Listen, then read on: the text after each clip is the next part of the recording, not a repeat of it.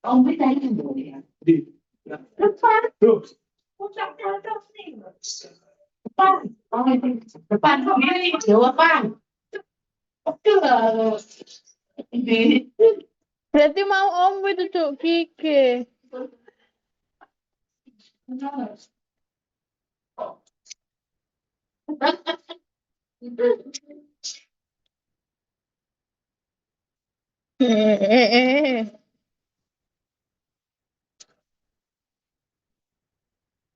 Yang jatuh cinta. Jadi, bukan mau ini.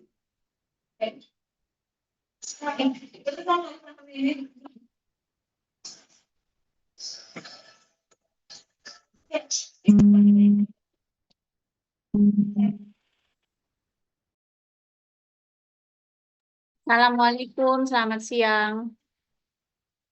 Selamat siang Ibu. Ya, sudah lengkap semua? Atau masih ada yang belum hadir?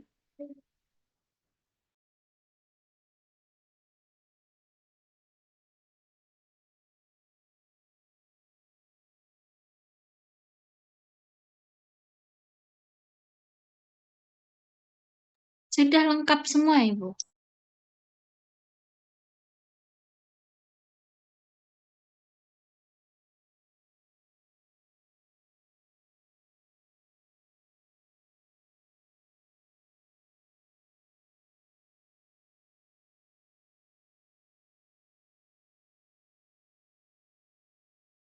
Oke, kalau sudah lengkap, mungkin bisa kita mulai saja ya kuliah pengganti dari mata kuliah farmakognosi. Silakan bagi teman-teman yang masih off cam, silakan bisa on cam.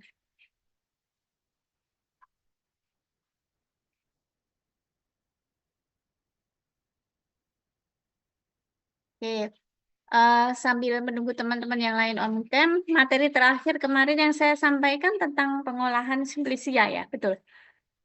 Iya Ibu. Baik, hari ini insya Allah saya akan sampaikan 2 materi sekaligus ya. Jadi biar sama dengan teman-teman yang kelas lainnya. Seperti itu. Jadi kali ini akan saya sampaikan tentang parameter mutu dari suatu simplisia. Kemudian setelah ini nanti akan ada materi tentang simplisia rizoma. Seperti itu. Share screen saya sudah tertampil? Sudah Ibu. Sudah. Baik. Saya mulai aja. Oke. Materi kali ini merupakan kelanjutan dari materi kemarin ya.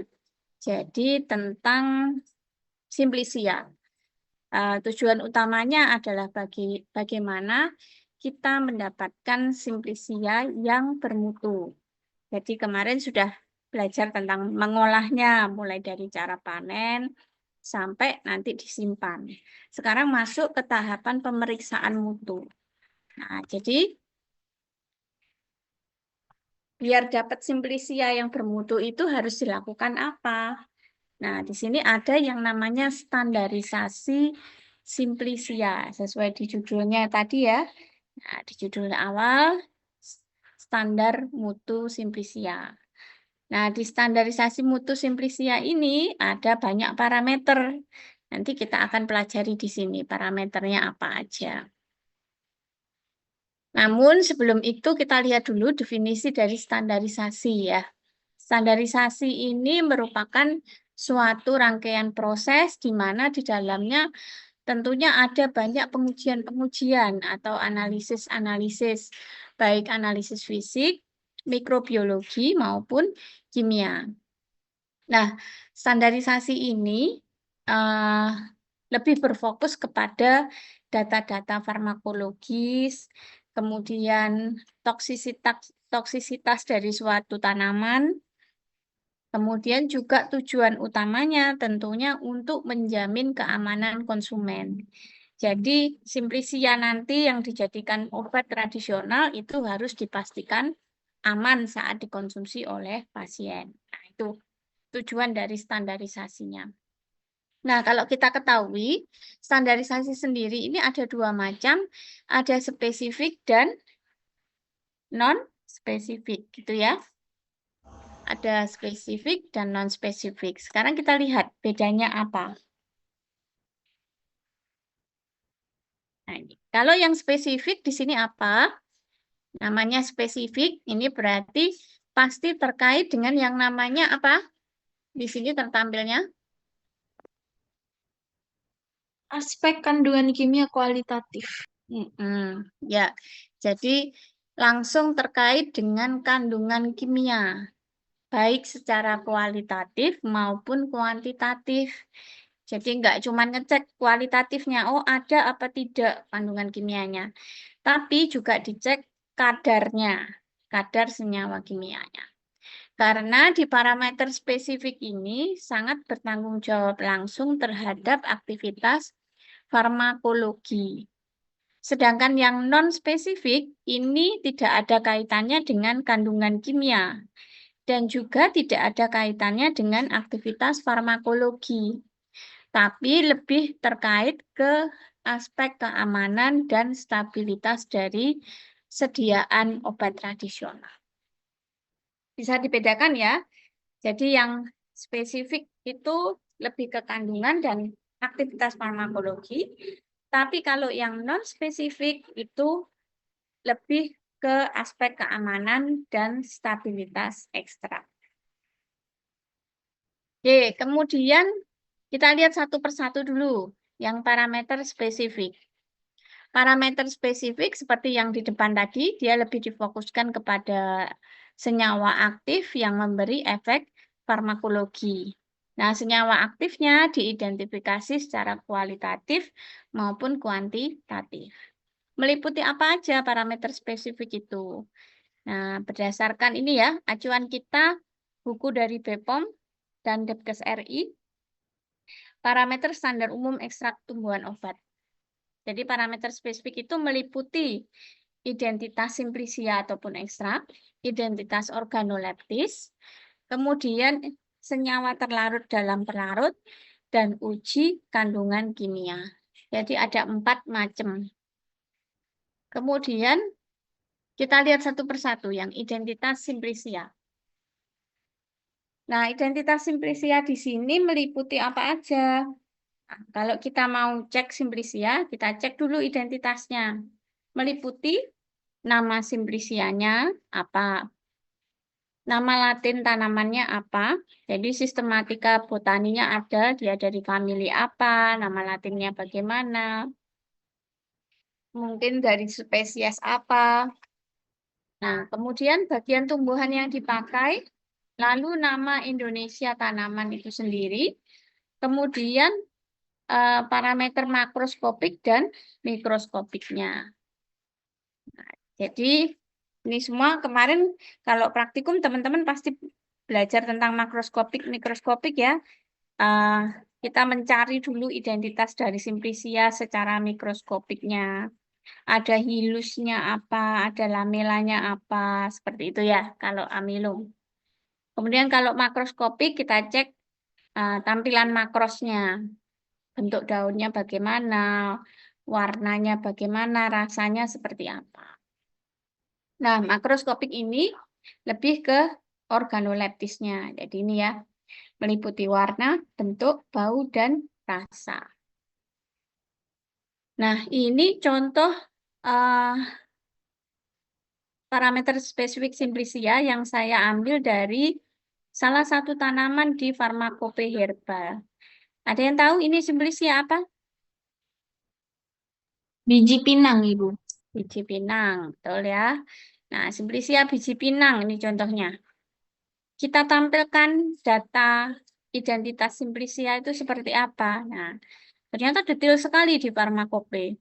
Mulai dari bijinya bagaimana. Dia berupa biji keras, utuh, bisa juga berupa irisan. Bentuknya dia berbentuk kerucut tapi pendek-pendek. Kemudian ada serat-seratnya. Terus, ini ya, kalau diiris membujur, diiris melintang, tampilannya seperti apa. Terus warnanya agak keputihan, warna putih kekuningan hingga coklat kehitaman. Tidak berbau. Terus untuk rasanya dia mula-mula kelat, lama-lama agak pahit. Nah, jadi seperti ini untuk identitas Simplicia. Jadi kita nanti memberi identitas Simplicia harus sedetil ini. Nah, itu untuk yang makroskopik. Kalau yang mikroskopik, nah ini kita tekankan pada fragmen pengenal. Jadi seperti endospermnya bagaimana, perispermnya seperti apa, dan skleroidnya bagaimana. Praktikum betul seperti ini ya, mencari fragmen-fragmen dari suatu Simplicia. Sudah sampai mana praktikumnya?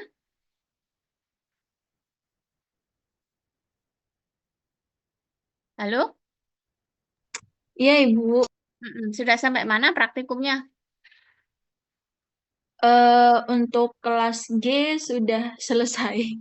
Sudah selesai. Berarti kemarin waktu praktikum yang diajari apa aja?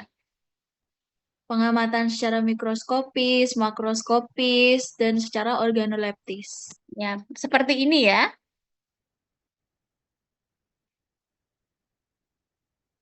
Iya, Ibu. Ya, betul. Jadi eh, manfaatnya ya ternyata ke sini. Bagaimana sih, kenapa kok teman-teman harus latihan pakai mikroskop? Ya, itu tadi kita belajar mengidentifikasi secara mikroskopik dan makroskopik dari parameter spesifik suatu Simplicia. Ini endingnya ke penjaminan mutu dari suatu Simplicia. Oke, parameter spesifik yang ketiga, di sini ada senyawa terlarut dalam pelarut.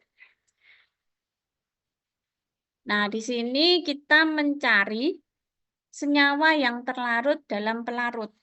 Nah, kalau Simplicia itu mau mengambil senyawanya, tentunya kita harus larutkan dulu senyawanya. Melarutkan senyawanya pakai apa? Nah, banyak yang menggunakan alkohol, air, ataupun campuran dari alkohol dan air.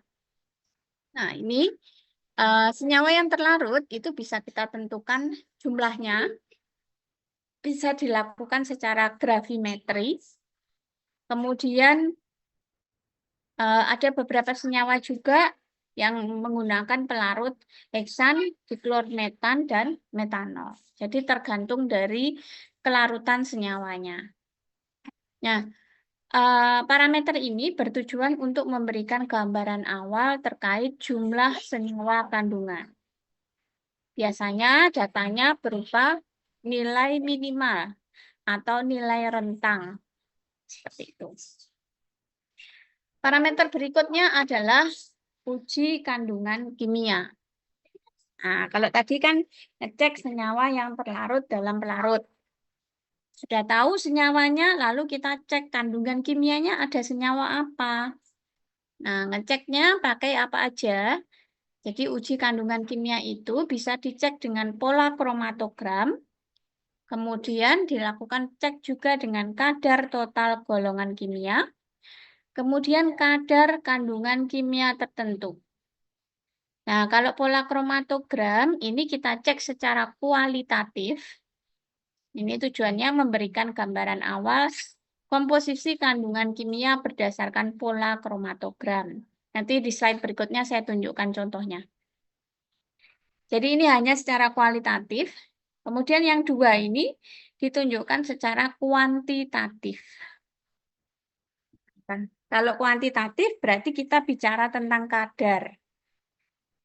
Nah, ada dua ini, kadar total golongan kimia. Bedanya apa dengan kadar kandungan kimia tertentu? Nah, kalau total, seperti yang kita ketahui, golongan senyawa dalam tumbuhan itu kan ada 5 besar ya.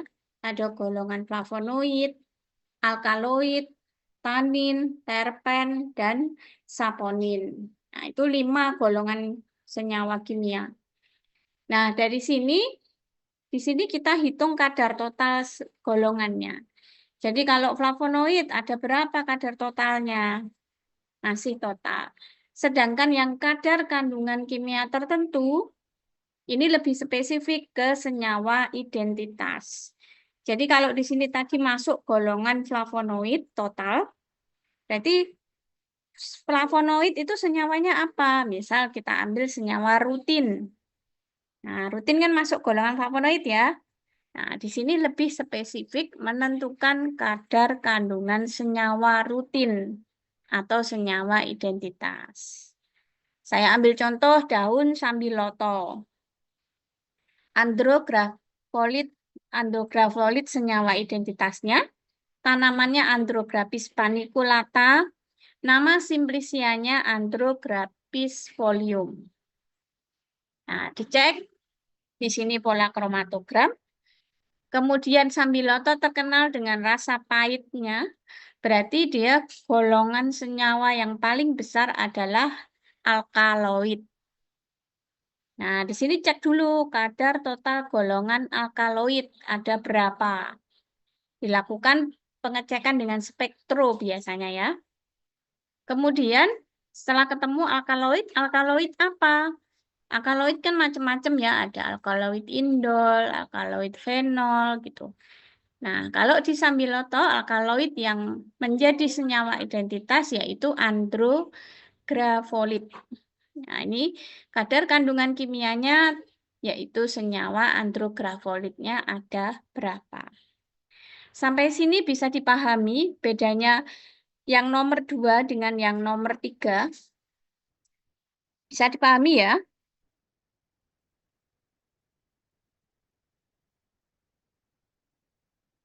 Bisa, Ibu. Oke, kalau bisa saya lanjutkan. Ini contohnya ya. Nah, contoh dari kandungan kimia tadi, yang pertama kan kita dengan melihat profil kromatogram. Di sini tujuannya memberikan gambaran profil kromatografi suatu senyawa dibandingkan dengan senyawa baku atau senyawa standar.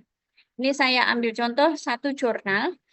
Mungkin nanti teman-teman bisa lihat secara jelas di jurnal-jurnal yang lain ya. Atau cari jurnal yang judulnya ini. The potential use of red ginger. Berarti ini jahe merah. Senyawa potensial dari jahe merah yang digunakan untuk analgesik. Nah, ini hasil pola kromatogramnya. Dengan menggunakan KLT. Ada yang tahu KLT ini apa?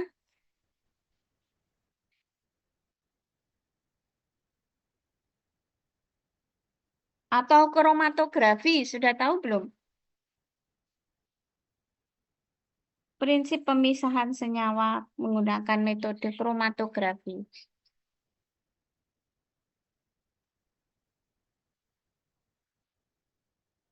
Sudah tahu belum? Sudah, Ibu. Sudah ada di mata kuliah apa?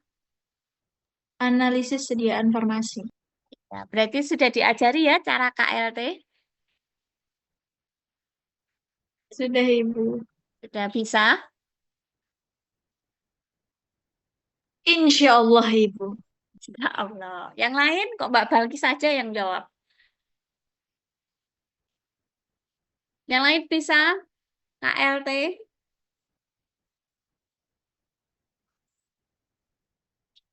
Ya, jadi eh, ini adalah salah satu contoh aplikasi dari analisis farmasi ya. Teman-teman mungkin di mata kuliah analisis farmasi sudah dikenalkan dengan berbagai macam metode analisis. Ada kromatografi, spektro, HPLC, macam-macam. Nah, penerapannya salah satunya ada di sini, di analisis mutu obat tradisional. Selain itu juga teman-teman bisa terapkan di QC dari produksi obat yang non-tradisional. Sediaan sirup, sediaan macam-macam itu ya. Kalau di obat tradisional, disinilah implementasi dari analisis farmasinya. Contohnya KLT itu paling banyak sekali digunakan di bahan awam. Nah ini ya, ini contoh dari hasil KLT. Nanti akan terlihat warna nodanya. Biasanya kita dengan akan menghitung nilai RF ya, retardation factor. Nih, Di sini terlihat warna noda baik dari baku ataupun sampel. Dilihat dengan lampu UV 254 dan 366. Kemudian disemprot juga dengan penampak noda, dia akan muncul warna nodanya. Dengan begini akan menunjukkan bahwa jahe merah ini terdapat komposisi kandungan kimianya. Oke. Selanjutnya tadi sudah pola kromatogram. Ini contoh yang kadar total golongan kimia. Nah, ini contohnya ada kadar kalkon, golongan kalkon pada ekstrak etanol batang asiltaba. Di sini dilakukan analisis menggunakan spektrofotometer. Nah, nanti dari hasil spektrofotometer dapat nilai absorbansi dari berbagai macam konsentrasi sampel dimasukkan ke dalam rumus regresi. Sehingga ketemu kadarnya sekian persen. Terus, ini contoh yang kadar kandungan kimia tertentu. Jadi di sini fokus ke senyawa kalkon. Ini juga dilakukan analisis dengan spektrofotometri. Sama ya metodenya. Oke, sampai di sini parameter yang spesifik ada yang ditanyakan? Sebelum saya lanjut ke parameter non-spesifik.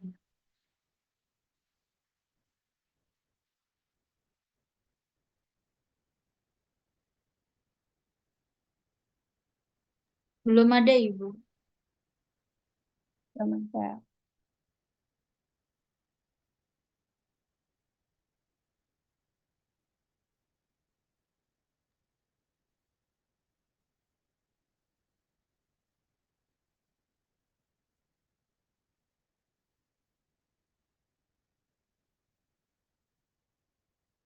Oke.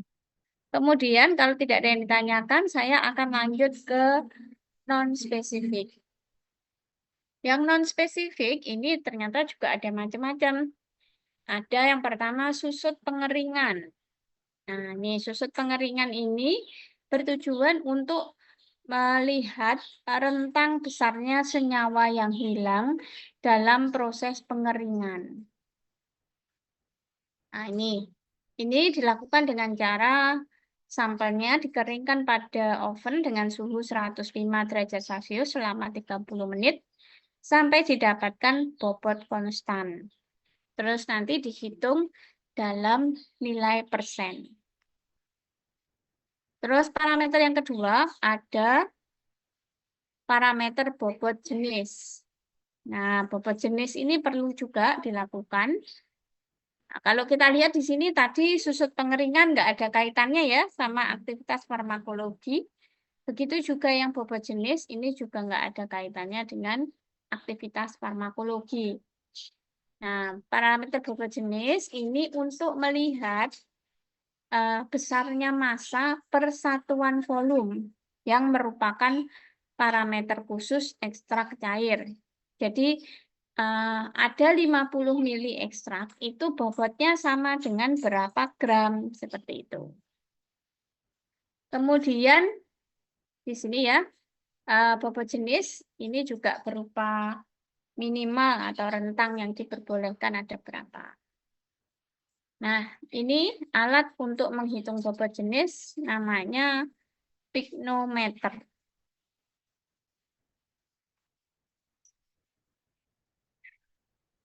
Terus parameter yang ketiga ada kadar air. Kadar air di sini untuk mengetahui ya berapa kandungan air yang ada dalam simplisia. Seperti saat materi yang lalu saya sampaikan, simplisia itu harus benar-benar dipastikan kering. Nah, untuk mencegah tumbuhnya bakteri ataupun mikroba. Maka dari itu harus ditentukan berapa kadar air dari simplisianya. Nah, penentuan kadar air ini bisa dengan cara titrasi, destilasi, ataupun gravimetri. Nah, di sini nanti akan ada batasan minimalnya. Kalau simplisia daun itu harus berapa persen airnya. Kalau simplisia batang, kadar airnya harus berapa persen. Ini bisa teman-teman nanti lihat di farmakope herbal. Kemudian setelah kadar air, nah ini untuk prosedurnya, prosedur pengujian kadar air. Mungkin nanti juga akan dilakukan saat teman-teman praktikum ya. Nah ini ada sampelnya ditimbang di timbangan sini, kemudian kalau sudah ini ya, ini kan nanti ada rumusnya. Jadi sampel atau serbuk simplisia awal ini bisa kita kategorikan, kita bikin rumus huruf W. Kemudian sampelnya dimasukkan dalam wadah atau cawan ya. Ini nanti di dalam rumus kita tulis sebagai W1. Terlihat ya tulisan saya di sini. Nah, kalau sudah ketemu bobotnya W1, sampel dikeringkan di dalam oven dengan suhu 105 selama 30 menit. Kalau sudah, didinginkan dulu di dalam deksikator. Jadi nggak boleh panas-panas keluar dari oven terus ditimbang. Di sini nggak boleh ya. Harus dingin dulu di deksikator. Nah, kalau sudah dingin, ditimbang lagi. Nanti kita akan dapat W2. Nah, terus dimasukkan ke rumus kadar air. Nah, ini rumusnya W1 min W2 dibagi W kali 100%. Oke, ini cara menghitung kadar air. Bisa dipahami sampai di sini?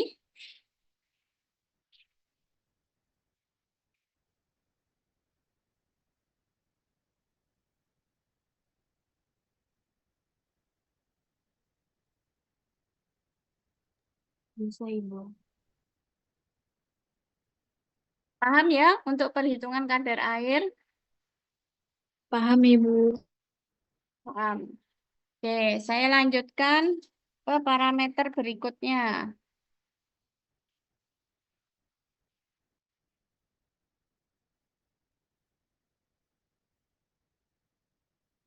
Parameter berikutnya ada kadar abu. Kadar abu di sini untuk melihat gambaran kandungan mineral baik secara internal dan eksternal yang berasal dari awal sampai terbentuknya ekstrak.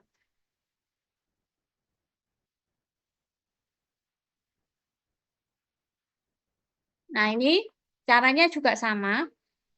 Dia dipanaskan, tapi kalau yang kadar air tadi dipanaskan dengan oven sampai kering. Kalau yang ini dipijarkan, jadi dibakar sampai nanti tersisa abunya. Nah, kalau sudah abu yang tersisa itu ditimbang dan dihitung. Sehingga akan ketemu berat abu sisa pijar dibagi berat simplisia awal kali 100%. Ini rumus untuk menentukan kadar abu total.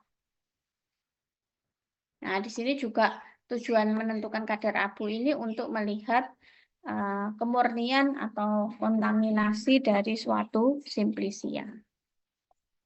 Terus parameter berikutnya ada sisa pelarut.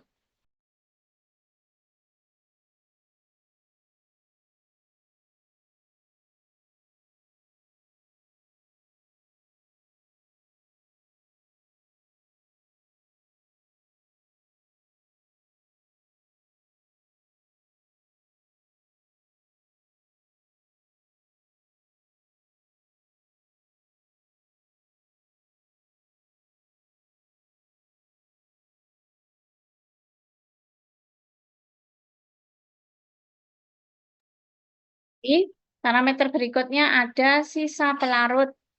Kalau sisa pelarut ini juga tujuannya memberikan jaminan bahwa selama proses tidak ada meninggalkan sisa pelarut. Karena memang seharusnya pelarut yang digunakan untuk ekstraksi itu tidak boleh ada, seperti contohnya alkohol. Jadi simplisia kita atau ekstrak kita itu memang tidak boleh mengandung alkohol. Jadi harus negatif. sesuai dengan batas deteksi instrumen ya. Nah, ini jadi ada parameter sisa pelarut. Metodenya dilakukan dengan kromatografi gas.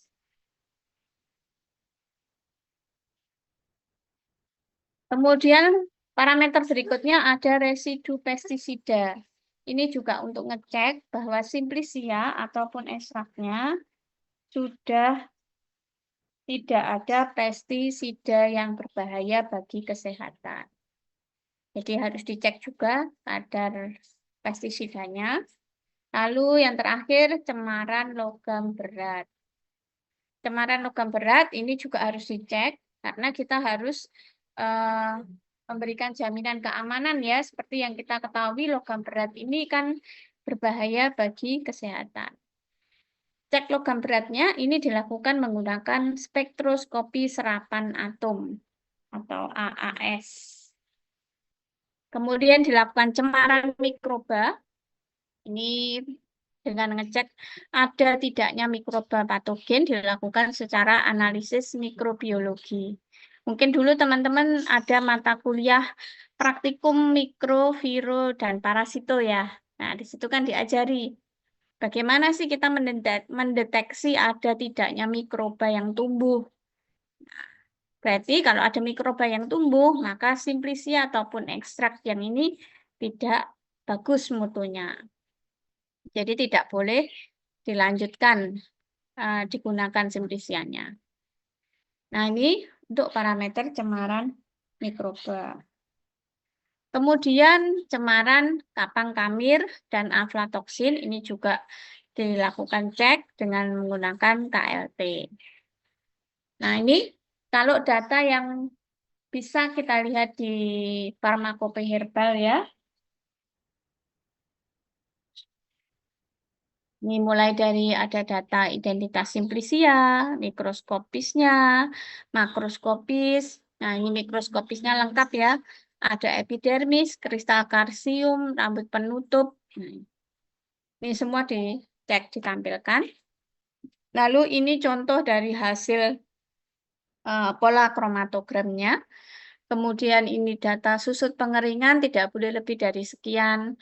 Abu total juga tidak boleh lebih dari sekian. Nah, ini semua sudah ada standar angkanya, standar keamanan.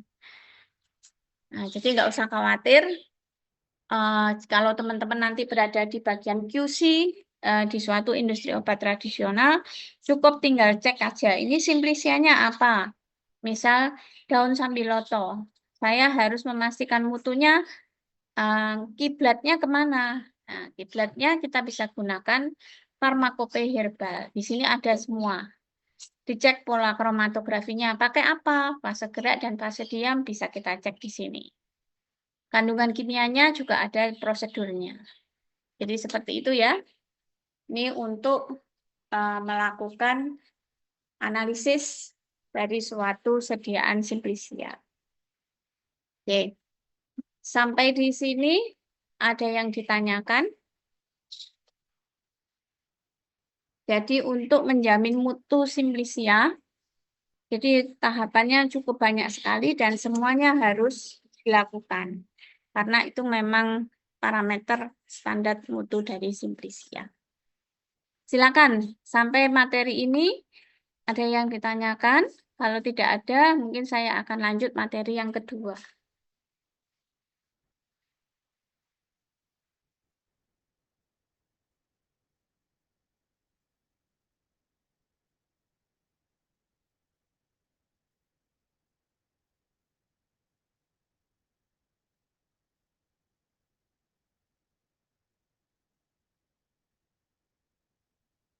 Tidak ada, Ibu. Belum ada, Ibu.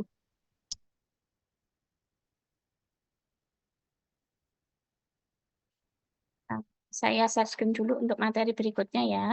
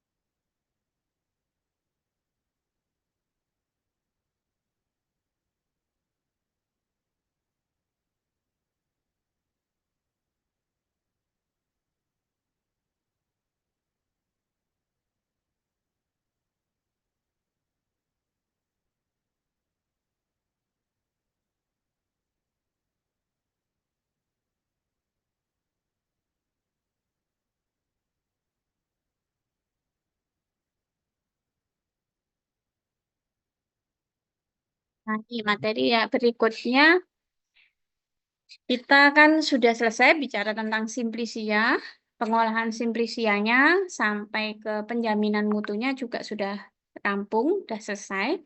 Terus sekarang kita akan mulai belajar mengenali berbagai macam simplisia. Nah, simplisia itu seperti yang kita ketahui, tanaman obat itu kan ada banyak ya, jumlahnya ratusan, ribuan. Namun di sini yang perlu teman-teman eh, kenali atau pahami, simplisia yang banyak digunakan untuk obat tradisional saja. Nah, untuk memudahkan belajarnya, di sini saya golong-golongkan nanti per simplisia. Jadi hari ini kita bahas dulu tentang simplisia yang dipakai rimpangnya atau simplisia rhizoma. Untuk berikutnya nanti kita akan belajar yang simplisia folium, eh, radik, ataupun yang diambil bijinya. Seperti itu ya. Nah ini kita lihat dulu simplisia rhizoma. Nah simplisia rhizoma ini ada 15 besar yang paling banyak atau sering digunakan sebagai bahan baku obat tradisional. Nah, ini dari 15 tanaman di slide saya, ada yang dikenal sama teman-teman? Nomor berapa?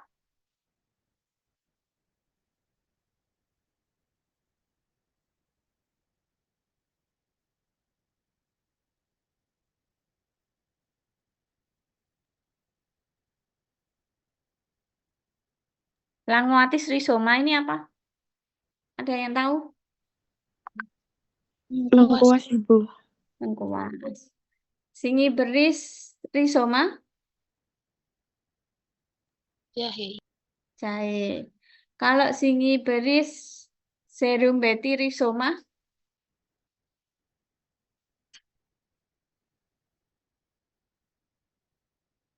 Yang nomor satu. Lempuyang, Ibu. Nomor satu ini sering kita temui. Boesenbergiae rhizoma. Ada yang tahu? Oke, belum pada hafal ya. Nggak apa-apa, paling tidak kalau dari ratusan atau ribuan, 15 aja ini harus hafal setidaknya ya. Harus tahu ini dipakai untuk apa, kandungannya apa, begitu ya. Oke, kita Baik, Ibu. satu. Yang pertama, nih ada Boesenbergiae rhizoma. Boesenbergiae ya.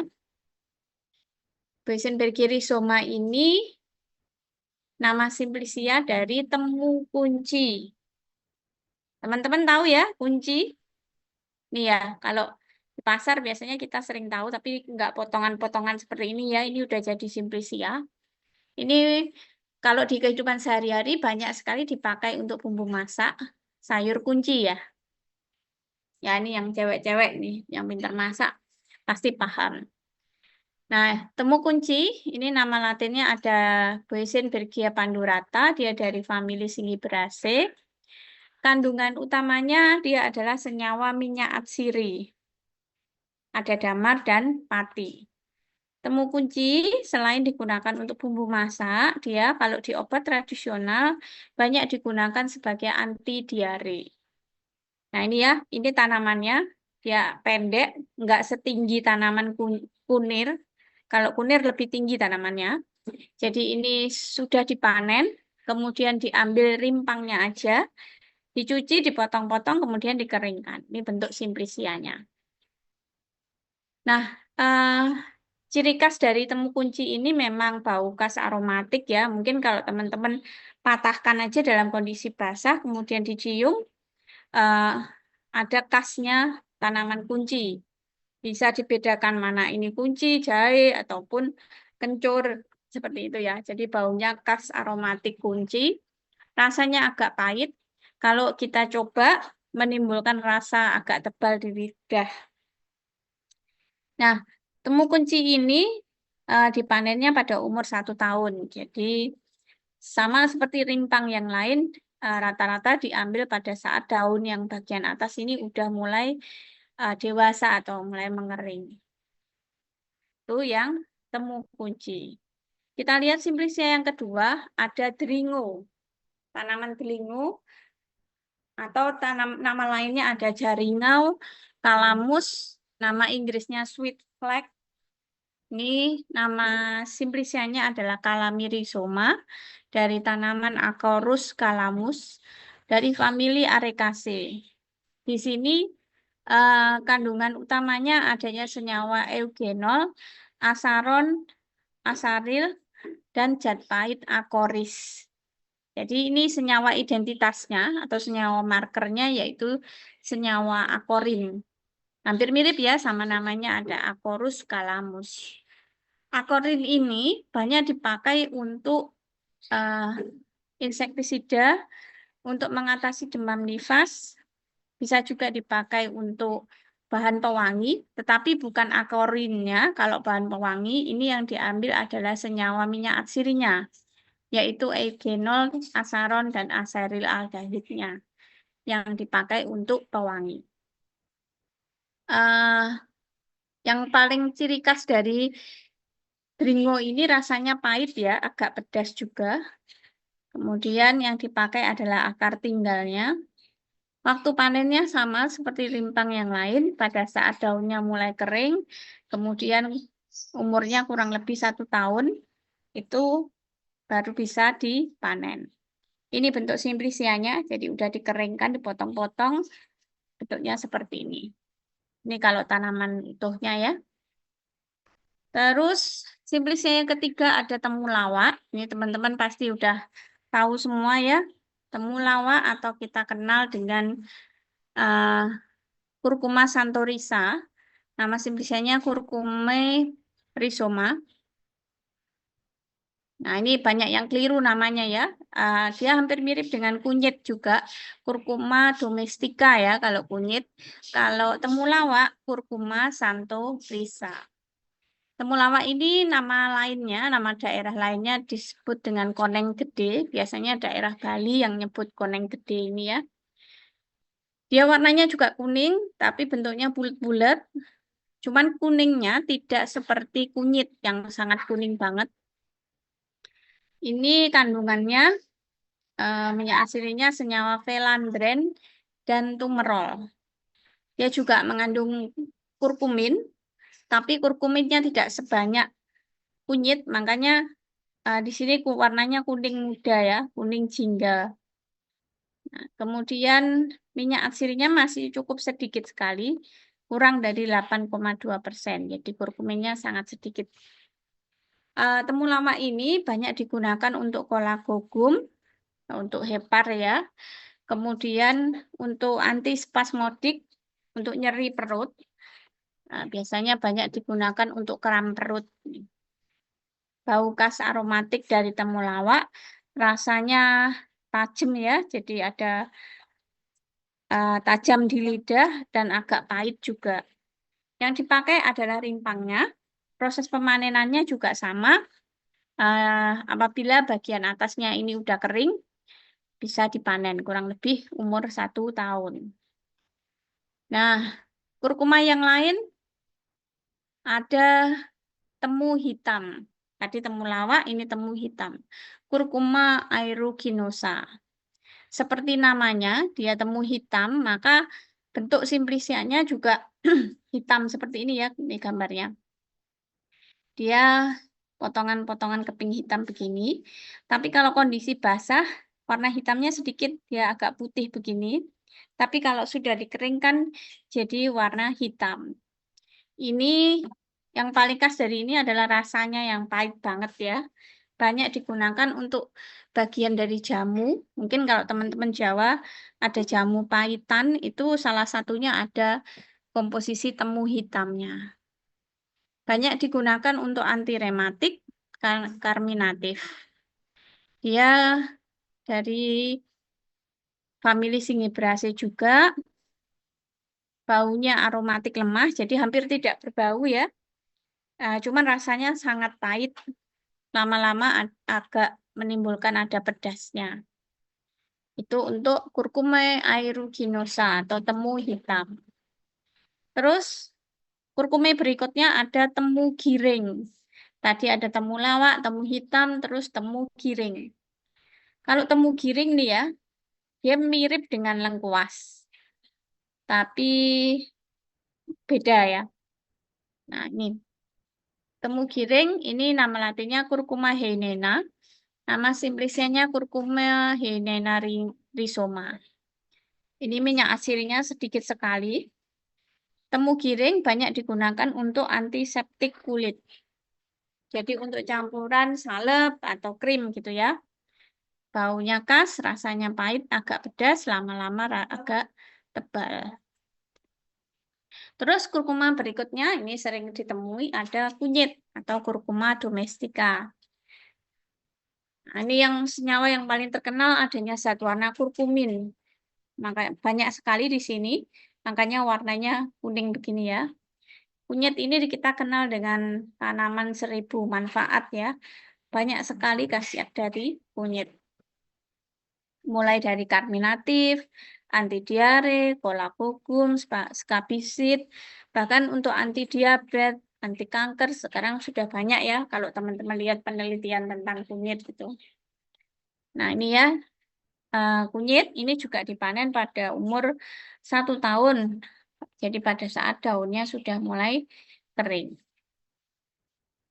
Terus rimpang berikutnya ada rimpang teki dari rumput teki. Ya, kalau orang Jawa bilangnya suket teki itu. Diambil dari rimpangnya. Nama latinnya Cyperus rotundus dari famili Cyperaceae. Dia punya kandungan senyawa minyak atsiri, alkaloid, glikosida, dan flavonoid. Banyak dipakai untuk obat-obat penurun panas, minuman penurun panas ya, untuk campuran diuretik. Jadi diambil efek diuretiknya dan stomakikumnya. Rasanya agak pedas, kemudian pahit juga. Nah, ini diambil atau dipanen dalam jangka waktu 3 minggu sampai 3,5 bulan ya. Itu rimpang teki.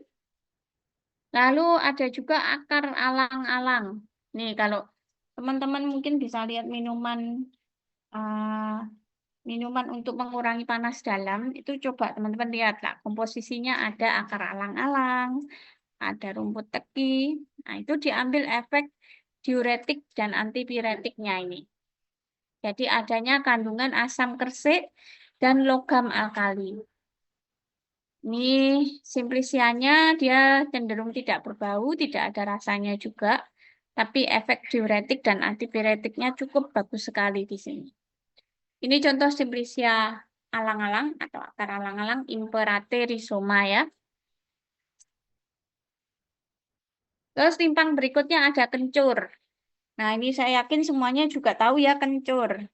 Kencur ini banyak sekali dikenal untuk pengobatan batuk atau radang ya. Jadi biasanya kalau orang pada umumnya kalau batuk tidak sembuh-sembuh, tinggal makan aja kencur. Nah, ternyata kencur ini penggunaannya bagus sekali di efek ekspektoransianya, terminatif, diaforetik, dan stimulansianya. Itu bagus sekali dari kencur. Dengan nama latin Kaempferia galanga. Nah ini ya, kandungan senyawanya ada alkaloid, minyak atsiri, yaitu sineol camferin. Dia dipanen juga pada umur 1 tahun. Rimpang berikutnya ada laos atau lengkuas ini teman-teman tadi udah tahu ya, Languatis rhizoma. Nah ini dari tanaman Languas galanga, Alpinia galanga, atau Alpinia officinalum. Ini sama aja. Kandungan senyawanya ada minyak atsiri, metil sinamat, sineol, kamfer, dan galangol. Dia banyak digunakan untuk ini ya, kalau bumbu masakan itu pasti semuanya pakai laos ya. Tapi banyak juga diambil efek antifunginya yang paling bagus. Proses pemanenannya ini agak beda. Kalau rimpang-rimpang yang lain nunggu tua. Kalau daunnya udah kering, Tapi khusus laos ini dipanen pada umur 2 sampai 4 bulan. Jadi rimpangnya saat masih muda. Justru tidak boleh nunggu tua. Kalau tua, laosnya atau lengkuasnya ini malah keras. Jadi nggak bisa dipakai. Minyak aslinya juga habis. Jadi bagus diambil pada saat masih muda. Ini untuk Langwatis rhizoma. Kemudian ada jahe. Nah ini ya, semua sudah kenal semua jahe. Saya fokus ke sini aja. Jahe ini kandungan utamanya ada senyawa gingerin, gingerol, singiperin, borneol. Ini ya. Dia diambil untuk efek menghangatkan tubuh ya, karminatif, diaforetik, dan stimulansia. Jahe sendiri ini ada 3 spesies. Ada jahe putih besar atau kita sebut dengan jahe gajah ya biasanya. Ya warnanya putih-putih besar gitu. Terus ada jahe putih kecil. Ini banyak yang kita temui gunakan untuk bumbu masak. Terus ada jahe merah. Nah, jadi ada 3 spesies. Jahe gajah, jahe putih kecil, sama jahe merah. Kemudian untuk pengolahannya, ternyata minuman jahe ini pun juga ada bermacam-macam. Ada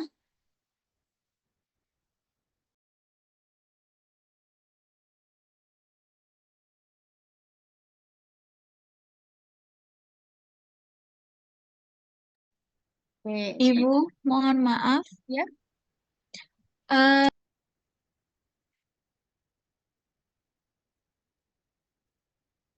gimana? beberapa anak akan izin live Mm-mm. Zoom untuk Ada sholat apa? Jumat yang cowok. Oh, sholat Jumat. Ini masih jam 11 ya? Iya, Ya, oke, sebentar lagi saya tinggal sedikit kok. Ibu gak apa-apa Ibu. Ya, tinggal berapa ini? 3 slide. Ya, Iya Ibu. ya insya Allah persiapannya sebentar kok. Ini ya, saya jahe. Itu tadi ada 3 spesies. Mungkin nanti silakan teman-teman bisa dibaca sendiri ya. Dia panennya sama seperti dengan rimpang yang lain pada saat tanamannya udah mengering. Terus selain jahe ada lempuyang. Lempuyang ini juga sama seperti jahe. Ada lempuyang wangi, lempuyang pahit, ada lempuyang gajah. Nah, nanti teman-teman bisa cek di sini ya, ada coba dibaca senyawa khasiatnya atau senyawa identitasnya. Lempuyang wangi dia ada serumbon. Kemudian kalau yang lempuyang pahit dia ada sesquiterpen keton. Tentunya rasanya lebih pahit. Kalau yang ini baunya yang wangi. Selain itu juga ada lempuyang gajah. Nah ini ya lempuyang gajah, ini bentuknya besar-besar. Terus setelah lempuyang ada rimpang bengle namanya. Rimpang bengle ini kita kenal dengan Singiber casumunar atau Singiber purpureum. Ini ada kandungan sineolnya, banyak zat damarnya. Digunakan untuk karminatif dan menghangatkan badan. Ini untuk panennya juga nunggu umurnya 1 tahun. Oke, nah ini sudah habis kan? Untuk rimpang-rimpang ini tadi ada 15 rimpang yang setidaknya teman-teman harus tahu ini dipakai apa, kandungan senyawanya apa, manfaatnya untuk apa. Begitu ya. Nanti kita akan lanjutkan kenali tanaman obat lainnya dari folium, bunga, ataupun biji. Oke, sampai di sini ada yang ditanyakan? Belum Ibu. Belum ya? Ibu, saya izin bertanya. Nah, siapa ini? Untuk tanaman bengle tadi itu kan bunganya, kan itu ada bunganya Ibu. Nah, apakah bunganya itu yang bisa digunakan untuk shampoo itu ya Ibu? Untuk bukan beda itu. Kalau yang digunakan untuk sampo itu tanaman lain, bukan bengle. Oh, jadi bentuknya hanya sama Ibu, tapi Iya, bukan, bukan. fungsinya beda. Ya. Terima Kalau kasih yang Ibu. Ya, sama-sama. Kalau yang untuk sampo itu apa ya? Rerak. Tanaman rerak. Itu dengan kandungan saponinnya yang tinggi.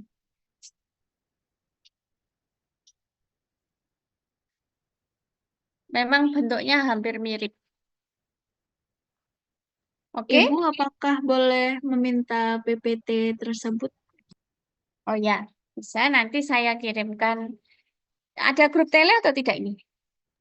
Ada, Ibu. Oke, saya kirim lewat tele ya, biar mudah ya. Baik, Ibu, akan saya tambahkan di Telegram, Ibu. Oke, siap. Terima kasih. Baik, mohon maaf tadi kalau agak cepat, 2 materi tersampaikan langsung, tapi nanti bisa dibaca lagi lewat PPT-nya ya. Oke, insya Allah nanti minggu depan bisa bareng dengan kelas-kelas yang lain materinya. Oke, itu saja. Karena ada yang mau persiapan Jumatan. Mbak Balkis, nanti saya dibantu untuk absensinya ya. Nanti Iya, bisa. Ibu, sudah saya absensi secara manual, Ibu. Oh, baik. Terima kasih bantuannya. Oke, itu saja. Demikian yang bisa saya sampaikan. Terima kasih atas perhatiannya. Selamat siang. Wassalamualaikum warahmatullahi wabarakatuh. Waalaikumsalam warahmatullahi wabarakatuh.